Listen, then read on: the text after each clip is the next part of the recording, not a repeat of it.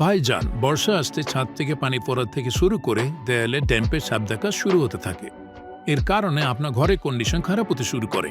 তাই আমি আজকে এই সমস্যা থেকে আপনাদের রেহাই পাওয়ার জন্য নিয়ে এসেছি ডিউকং কনস্ট্রাকশন কেমিক্যালের D-Seal A100 fibre reinforce acrylic waterproof coating, এবং এই প্রোডাক্টটি আপনারা diukonchemical.com থেকে পেয়ে যাবেন। এখন দেখায় এটির অ্যাপ্লিকেশন প্রসেস। সবার প্রথমে ছাদে গ্রিন্ডিং এবং সাফাই পরিষ্কার করে নিতে হবে। এই কেমিক্যালটিকে পুরো ছাদে রোলার অথবা ব্রাশের মাধ্যমে এভাবে অ্যাপ্লাই করে নিতে হবে।